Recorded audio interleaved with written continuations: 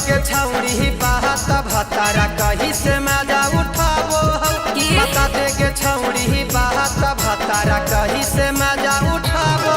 अरे बतिया वो बूता के लेके गोदिया में कूदाबो बतिया वो बूता के लेके गोदिया में कूदाबो। पलंग पर सुताबो की खड़ा है उगाड़ाबो पलंग पर सुताबो की खड़ा है उगाड़ाबो। बतिया वो बूता के लेके गोदिया में कूदाबो बतिया वो बूता के लेके गोदिया में कूदाबो।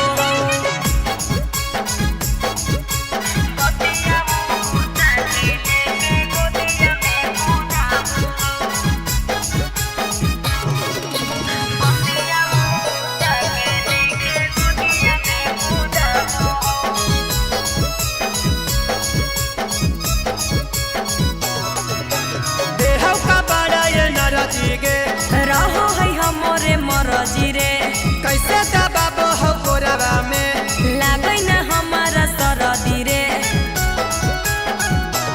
एगे देहौ का बड़ा ये नरजी गे रहो है हमरे मरजी रे कैसे दबाबो हो कोरबा में लागै न हमरे सरदी रे। झांकी के झुलुफिया से कुलुफिया कहा चुसाबो झांकी के झुलुफिया से कुलुफिया कहा चुसाबो। अरे बतिया वो बूता के लेके गोदिया में कूदाबो बतिया वो बूता के लेके गोदिया में कूदाबो।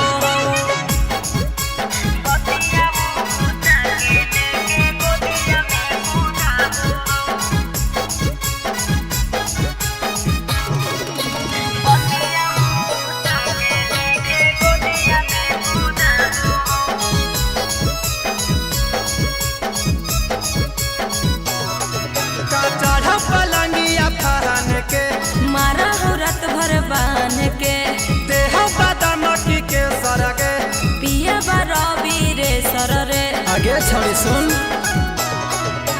चढ़ पलंगिया फहन के मारा हो रात भर बान के देह बादाम के सरगे पिया रवि रे सर रे। हमारे खानी चाह पोहौ की बितावा से है उना पोहौ हमारे खानी चाह पोहौ की बितावा से है उना पोहौ। अरे बतिया वो बूता के लेके गोदिया में कूदाबो बतिया वो बूता के लेके गोदिया में कूदाबो। साचो में गई।